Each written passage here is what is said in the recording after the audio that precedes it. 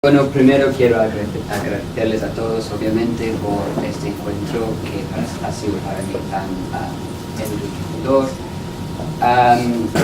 y sobre todo a nuestros invitados, ¿no? Quiero agradecer a Alberto por organizar esto en primer lugar, también a Guillermo Mantena, obviamente, también organizadores, y también a Alberto por un seminario que él dio el semestre pasado, en la primavera, que se llamaba Indigeneidad Cosmopolítica, que en parte ha inspirado mucho de lo que estoy pensando en este paper. Entonces voy a leer directamente. Quiero empezar con una cita de Jacques Derrida. La cita es una frase con la que este abre una conferencia sobre Marx, que da en dos partes, y que tuvo lugar el 22 y 23 de abril de 1993, lo que luego se convertiría en el libro Los Espectros de Marx. Esta es la cita. Dice: alguien, tú o yo, se acerca y dice: quisiera aprender a vivir, por fin. Aquí Derrida plantea las cuestiones que van a ser fundamentales para él en toda la consideración del marxismo, la cuestión del vivir como lo que excede a toda lógica calculativa representacional, del vivir como ser para la muerte, y del vivir como un vivir con, y sobre todo con un vivir con los espectros que hacen que nuestra vida no sea meramente la vida presente, pero la promesa de un futuro alternativo. Un espectro que también es el espectro de un marxismo que todavía se hace sentir después de la caída del muro de Berlín y el fin del socialismo real. Es también, pues, cuestión de un marxismo aún por venir, el por fin como horizonte marxista todavía capaz de fastidiar el progreso del imperio del capital. También no he escrito esto, pero yo creo que esto, quisiera aprender a vivir, es muy importante también, ya que estamos planteando la cuestión del saber, ¿no? Y qué significa, quién enseña a vivir, qué enseña a vivir, ¿no? Sobre todo cuando estamos pensando en enseñar los derechos de la ciudadanía, por ejemplo, a ciertas personas, ¿no? Bueno, de haber conocido el caso de Bolivia, me pregunto si Derrida no hubiera reformulado las palabras de la siguiente manera: quisiera aprender a vivir bien, por fin. El vivir bien, suma causai en quechua o suma camaña en aymara, forma parte de una filosofía o cosmovisión cuya raíz se encuentra en las formas de vivir comunitarias asociadas con grupos indígenas, y es entonces un concepto fuertemente ligado a la llamada indigeneidad emergente, o emergencia indígena, en la política boliviana de las últimas décadas. Se ofrece sobre todo como un modo de vivir a la vez antiguo y novedoso, que se basa en una lógica de reciprocidad y que es por lo tanto de naturaleza anticapitalista, una forma alternativa de vida frente al vivir mejor del ala desarrollista de las clases mercantiles bolivianas. Si el vivir mejor es la lógica de buscar siempre más, la expansión de un consumismo capitalista sin fin, el vivir bien representaría entonces su polo opuesto. El buen vivir presenta también entonces una visión dual de la sociedad, afirmando que Bolivia no es ni una ni múltiple, sino dos: una Bolivia indígena comunitaria, otra Bolivia mestizo blanco capitalista. El conflicto de las dos Bolivias representa, pues, desde esta perspectiva, una forma de reinscribir la diferencia indígena dentro de la narrativa histórica del devenir de la nación. Esta reconsideración histórica es el resultado de lo que se ha llamado la reinvención del indio, o la indigeneidad emergente, que se ha ido configurando desde los años 60 en Bolivia con las corrientes, por ejemplo, cataristas y indianistas de la intelectualidad indígena, mayoritariamente aymara. Fue Fausto Reynaga, autor de la Revolución India del año 1971 y el primero en usar el término indianista, quien planteó esta Bolivia de doble cara por primera vez. Según este autor, estas dos Bolivias eran irreconciliables, y la única posibilidad de la salvación del indio era, por lo tanto, la revolución india, es decir, la suplantación del orden blanco-mestizo por una civilización india. Esta visión dual de la historia boliviana, en la que se hace posible ver con los dos ojos, y no desde la tradición etnocentrista monocular del marxismo ortodoxo boliviano tan criticado por los carteristas, implica pues un nuevo modo de ver las cosas, una ruptura que visibiliza lo que antes era invisible, revelando lo que antes había sido enmascarado. Se trata de un nuevo régimen de lo sensible en el corazón de la política boliviana, una vida no meramente presente que, en demanda de justicia, exige vivir bien, por fin. Esta reorganización estética de la historia boliviana, llevada a cabo por los carteristas e indianistas en nombre de una justicia, gira en torno a un doble horizonte histórico. Por un lado, una nueva interpretación del pasado desde la perspectiva de la exclusión indígena. Tal y como afirma Silvia Rivera Cusicanqui, esta recuperación histórica proviene de dos horizontes de memoria indígena. La primera es una memoria lejana, la experiencia colonial de las dos repúblicas, cuyo espectro todavía se siente en la cotidianidad indígena contemporánea. La segunda es una memoria reciente, las promesas y los fracasos del evento revolucionario del 52 y el encubrimiento de la cuestión indígena, ahora entendidos desde aquel momento como hermanos campesinos, ¿no?, en vez de indígenas o indios. Pero por otro lado, esta indigeneidad emergente, ahora sentida como algo presente en actual y en la historia boliviana, también se constituye como una trayectoria que se mueve rumbo a un futuro mesiánico, un horizonte emancipatorio de lo indígena. En la forma en que está articulado este futuro puede adoptar matices de mesianismo fuerte, en el que el horizonte emancipatorio promete, por fin, acabar con lo que a nivel quejano ha llamado la colonialidad del ser, pero también puede adoptar matices de mesianismo débil, que más bien prometen una reestructuración de la tradición política excluyente.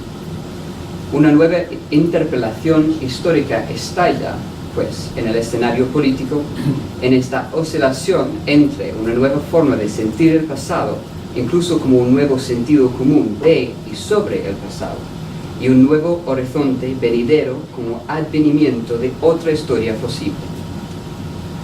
La complejidad de lo que está en juego en esta indigeneidad antigua y novedosa, que divide la historia de Bolivia como un hacha mientras que construye nuevos sentidos de comunidad política, puede percibirse en la doble inauguración de Evo Morales en enero de 2006. La primera inauguración tuvo lugar el 21 de enero en Tiwanaku, sitio pre-inca, donde hubo una ceremonia popular en la que Morales anduvo descalzo sobre hojas de coca, fue bendecido por un cortejo de sacerdotes religiosos andinos y fue reconocido como Apumayco, líder indígena.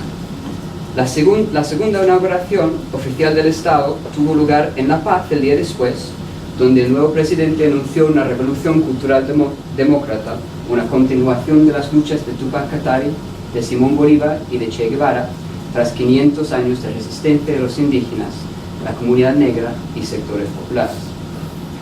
Morales articula en estos dos acontecimientos una conciencia histórica de injusticia desde un registro que pertenece claramente a la tradición indianista aquí subrayada. No obstante, también mantiene un horizonte nacionalista, en que los oprimidos son los sectores populares en un sentido más general, no solo los heredados de formas de vida indígenas. En la doble inauguración de Morales, lo que se percibe es una negociación en ese terreno que podríamos llamar abigarrado, entre múltiples destinos históricos que intervienen y se interconectan sobre un escenario político nuevo que tienen estos mismos destinos como base. La demanda para una profundización de la democracia en la Bolivia de hoy toma, pues, una estructura aporética. Por una parte, el nuevo gobierno del MAS y los movimientos sociales que lo apoyan tienen un claro horizonte nacional y nacionalista conciliador, mientras que simultáneamente exigen la capacidad de autodeterminación de las naciones originarias, de las naciones dentro de la nación, una dimensión que podríamos llamar el conflicto de la nación plurinacional. Por otra parte, estos mismos movimientos sociales ligados al MAS exigen estar reconocidos por instituciones liberales heredadas de la tradición republicana occidental, a la vez que critican a estas por no poder darse cuenta de lo indígena, incluso de ser necesariamente incompatibles con las cosmovisiones no europeas. En otras palabras, de ser una continuidad de colonización. Esta segunda dimensión podríamos llamarla la cuestión de la pluriversidad ontológica. Así pues, las indigeneidades emergentes actuales como nuevos actores políticos en la historia boliviana se encuentran atrapadas en una especie de double bind, la doble obligación.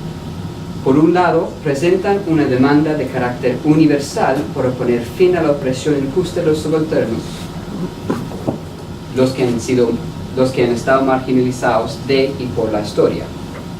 Por otro lado, esta demanda tiene como condición de posibilidad las particularidades que componen esta indigeneidad emergente, históricas, políticas, culturales, étnicas, de modos de vivencia, etcétera, etcétera. La cuestión es entonces si la condición que hace posible la emergencia de estas indigeneidades con demandas universales y universalistas son las historias, culturas y etnias particulares que pertenecen a sus miembros. ¿Cómo entender la trayectoria de una nueva política nacional que se basa en estas particularidades territorializadas? ¿Cómo proyectar una nación plurinacional nueva, sin caer en el mismo etnocentrismo del Estado clásico monocular?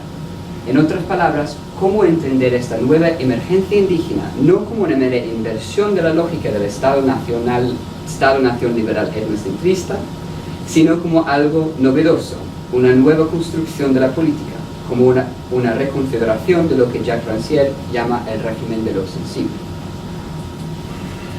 El título que di a ese trabajo de manera profesional es Indigeneidades desde un punto de vista cosmopolita. En primer lugar, ¿por qué indigeneidades? Hemos observado que lo que se ha llamado la indigeneidad emergente en Bolivia no es un término unívoco. Es más, que no se refiere a un grupo étnico en particular, ni un mero espacio discursivo abstracto desenraizado de etnias y civilizaciones reales. Estoy de acuerdo con Robert Albrook, pues, cuando éste afirma la necesidad de hablar de lo indígena en plural. Esto es, no de indigeneidad, sino de indigeneidades. Como afirma Borushka Albizoria en el contexto aymara, y cito, para algunos lo aymara es una condición social, para otros es una cuestión de sangre, una cultura, un pueblo, una causa, una vivencia, un objeto de estudio, etc. Nada más claro en este contexto que la diferencia entre las indigeneidades articuladas en los discursos de Felipe Quispe y Evo Morales. Si Quispe reitera el discurso dual indigenista de las dos Bolivias con un horizonte emancipatorio de la futura nación aymara, la indigeneidad del discurso de Evo Morales el MAS parece ser más inclusivo, interpelando sectores populares que incluso no se consideran parte de un pueblo originario. Se ha hecho mucha investigación al respecto. Para Nancy Postero, por ejemplo, esta articulación particular de la indigeneidad, lo que García Linera llama hegemonía indígena popular, es una forma alternativa de nacionalismo indígena.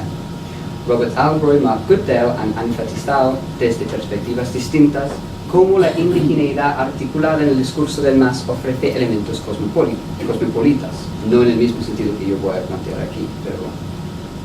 Andrew Canessa, por su parte, ha afirmado que el discurso de Morales representa un posicionamiento indígena en vez de una postura culturalista o etnocentrista. Las múltiples formas de entender las distintas articulaciones de la indigeneidad dejan claro que hay todo un universo de posibles devenires de lo indígena en este engañoso sustantivo singular. Bueno, en segundo lugar, ¿por qué cosmopolita? ¿Cómo entender lo cosmopolita en el contexto de la indigeneidad o indigeneidades, concepto que normalmente supone precisamente una reducción de la polis a un territorio lo más definido, lo más local posible?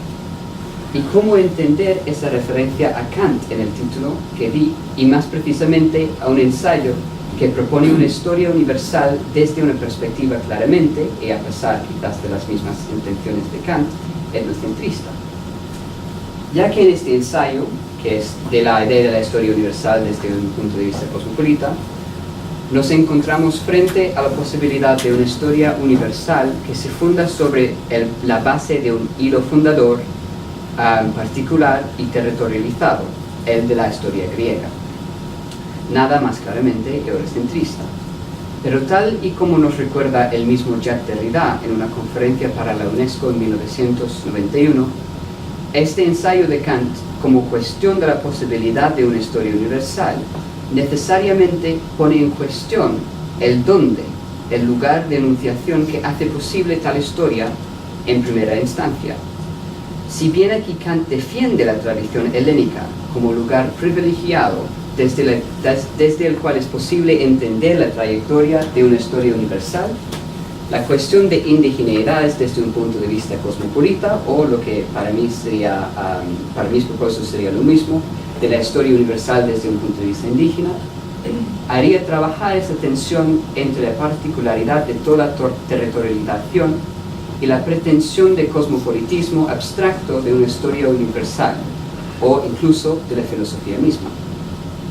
Esta tensión entre un pensamiento que transciende la territorialidad y las condiciones territorializadas que hace que tal pensamiento sea posible en primera instancia es una cuestión que también abarca en Deleuze-Guattari desde otra perspectiva en un capítulo titulado Geofilosofía. La idea de indigeneidades desde un punto de vista cosmopolita sería una provocación entonces para pensar en torno a esta problemática. Pero es importante no perder de vista otra problemática fundamental, la que intuye Kant en este ensayo y que hace necesaria la cuestión de la historia universal en primer lugar. Una problemática cuya presencia nosotros no dejamos todavía de sentir. Que si no hay una posibilidad de una trayectoria hacia una historia universal, ¿por qué suponer que existe una problemática en común en primer lugar? ¿Cómo entender lo que hace posible ver y sentir al otro? Este proceso que lo hace hasta cierto grado necesario, uniforme, igual entre iguales, en consecuencia calculable. ¿Cómo entender las condiciones que hace posible el discurso con el otro? Se trata pues del idioma, incluso del derecho al idioma, de mi derecho a hablar aquí con ustedes sobre el tema de indigeneidades, por ejemplo, pero también al del indígena, por su parte, sea cual sea su forma de autoidentificarse como tal, de criticar a una cierta tradición filosófica por su etnocentrismo. En su límite es cuestión de la posibilidad de discurso entre dos Bolivias que se han entendido desde los escritos de Fausto Reynaga como irreconciliables. Sería necesario pues suspender esta lógica que oscila entre los dos polos de este double bind para poder pensar la cuestión de lo común de otra manera. Con este preámbulo llegamos por fin al trabajo de Álvaro García Linera. Quiero proponer la idea de que existen los escritos de este autor, aunque no siempre de forma uniforme y no sin sus propias contradicciones internas. Yo creo que eso es algo que hemos estado discutiendo aquí también, que a veces hay cosas dentro del mismo texto, ¿no?, que son contradictorias o conflictivos entre sí. Eso hace la discusión en los textos incluso más productivos desde un punto de vista. Unas claves que giran en torno a esta discusión y a partir de la cual otra forma de pensar en la binaria de las dos Bolivias se hace posible. García Linera plantea un pensamiento de lo indígena que es capaz de suspender la lógica etnocentrista e identitaria de su base, un pensamiento que no sería incompatible, tal vez, con la idea de una democracia por venir. En Forma Valor, Forma Comunidad, de 1995 tengo aquí, pero alguien me dijo que 7 es. El prólogo que tengo firmado es de 95, no sé por qué, pero 97. García Linera nos ofrece un esquema para entender la fragmentada sociedad boliviana a partir de una perspectiva de marxismo crítico, por lo que se entiende una reconciliación entre el marxismo y el pensamiento indianista nuevo. Basándose en los escritos de Marx y sobre todo en el primer volumen del Capital y los cuadernos etnográficos, propone que toda sociedad, y cito, es en definitiva una forma de adquisición de los valores de uso. Fin de la cita. La cuestión de distintas formas sociales es, por lo tanto, en el fondo, una cuestión de cómo, históricamente, esta adquisición tiene lugar, de cómo se produce el valor de uso como valor social. Por lo tanto, también se puede inferir que una sociedad, independientemente de su forma, es siempre una construcción histórica contingente, determinada por las relaciones de producción de su base. En las palabras del mismo autor, y cito de nuevo, el específico valor de uso social de las riquezas, comenzando por la forma natural en la que ellas dan, pasando por las propias capacidades social naturales que las engendran, constituyen pues el auténtico fondo histórico material sobre el que gira la organización social en cualquiera de sus formas. La forma social es por lo tanto lo que dota a los individuos y colectivos que la componen con sus posibilidades de organización social y política interna, produciendo a su vez relaciones que no son solamente objetivas, sino también subjetivas. Efectivamente, García Linera hace una distinción entre 4 de estas formas productivas distintas relaciones: asociativas, intelectuales, simbólicas y también subjetivas, propiamente dichas, por lo que entiende, y cito, la individualidad misma en todas sus formas históricas. Pero es importante insistir en que para García Linera estas subjetividades están siempre definidas en torno a las fuerzas productivas objetivas que les hacen posible en primer lugar. A partir de este pensamiento de la forma social, pues, García Linera es capaz de identificar y explicar dentro de un pensamiento marxista crítico la forma abigarrada de la sociedad boliviana. Nación multinacional, multicivilizatoria, multiétnica y multicultural, como sociedad compuesta de múltiples formas sociales. La historia boliviana entonces sería la subordinación de toda otra forma social a la lógica de una en particular, la forma del valor, forma social del capitalismo mercantil. Lo que se ha llamado la emergencia indígena, pues, se explica en términos de unas cuantas formas sociales nuevas, antagónicas a la hegemonía estatal liberal y luego el neoliberal de la oligarquía blanco-mestiza. Y las dos formas que subraya García Linera en ese sentido son la forma social de comunidad y la de multitud. Lo que importa aquí, sin embargo, no son las formas sociales particulares históricas que delimita García Linera, que son no obstante fundamentales para entender su obra, sino que éste nos ofrece un pensamiento de la forma social entendida como unas condiciones objetivas y subjetivas, históricamente contingentes, hasta cierta medida necesarias, pero nunca inevitables. Voy a explicar estas 3 dimensiones: contingente, hasta cierta medida necesaria, pero nunca inevitable, que he formulado aquí en una deliberada tensión, incluso en una contradicción. Hemos visto que, como pensamiento de la forma social en cuanto a fuerzas de producción relacionales que producen la riqueza social, la obra de García Linera parte de la idea de que la historia es radicalmente contingente, pero porque necesaria y porque hasta cierta medida. Es importante subrayar de nuevo que estas formas sociales que García Linera delimita tampoco son abstracciones desenraizadas de las relaciones materiales humanas. De hecho, están definidas por las fuerzas productivas mencionadas arriba. Estas fuerzas productivas que, siendo siempre contingentes, también definen los límites de las capacidades de acción, las decisiones individuales y colectivas, de la soberanía misma, incluso de la individualidad o la subjetividad como tal. Desde la perspectiva de una sociedad abigarrada, pues, compuesta de tales formas sociales, la emergencia de indigeneidades es una erupción de nuevos horizontes históricos y nuevas maneras de hacer política en cuanto a nuevas formas sociales que imposibilitan la continuación de una tradición etnocentrista y monocular que ha excluido sectores muy importantes de la población boliviana durante siglos. Pero si aceptamos lo que plantea García Linera sobre la contingencia de la forma social, lo que se pone en cuestión no es solamente el progreso ineluctable del Estado liberal capitalista, sino también la inevitabilidad de los múltiples destinos alternativos que se hacen visibles en este lugar de encuentro y desencuentro que es esta indigeneidad emergente. O al menos pone en cuestión la posibilidad de que cualquier forma social puede llegar a ser absolutamente universal y para siempre. En otras palabras, en esta articulación de formas sociales subjetivas que están fuertemente ancladas a sus condiciones objetivas, García Linera nunca llega a reificar la necesidad. La forma social es a la vez necesaria y en cierta medida es contingente y en cierta medida necesaria, pero nunca inevitable. Esto que abre el escenario político, no solamente a una constelación infinita de destinos alternativos, sino también a un porvenir de estos destinos, a un futuro imprevisto y impredecible, radicalmente otro, a algo que excede, por lo tanto, a la vida boliviana meramente presente desde y como la filosofía del vivir bien. En esta perspectiva, el por fin del quisiera aprender a vivir bien, por fin, en la cita reformulada de Jacques Derrida con que abre este trabajo, es justamente la promesa de un futuro más justo, sin clausura, incluso la promesa de un futuro imposible, que no obstante es la condición en primera instancia que hace posible pensar el futuro como tal.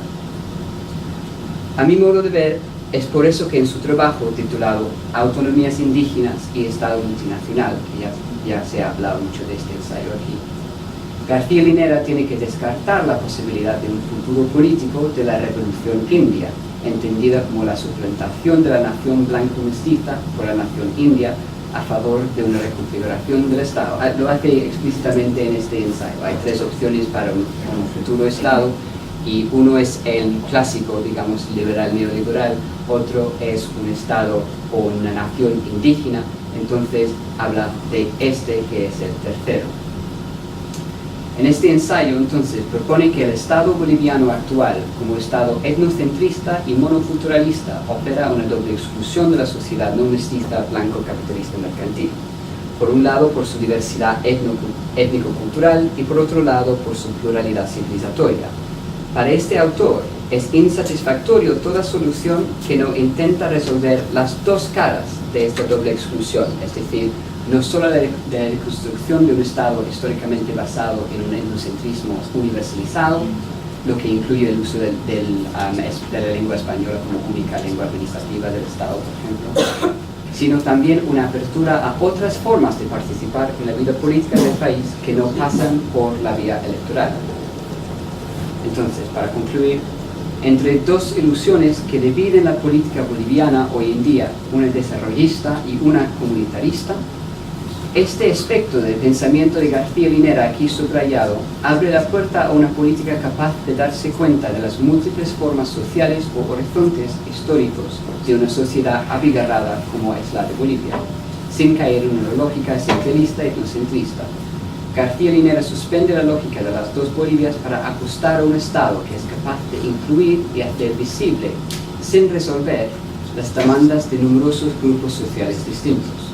Un Estado capaz de establecer una hegemonía indígena popular a partir de la indigeneidad emergente que le da sentido, sin que esto lleve a una clausura de lo político. Estoy hablando obviamente de ciertos aspectos de sus textos, ¿no? Eso está claro, no del proceso político como tal. Que todo esto obviamente se pone en cuestión tanto en el proceso como en los libros escritos de Linera. Un Estado que es entonces también capaz de considerar un futuro imprevisible, la posible democracia por venir. Esto no debe de considerarse ni como un programa utópico ni como un elogio al vicepresidente boliviano. Como los conflictos políticos de ese momento nos muestran, la profundización de la democracia en Bolivia no es ni un proceso inmediato ni una negociación fácil de decisiones obviamente buenas o malas.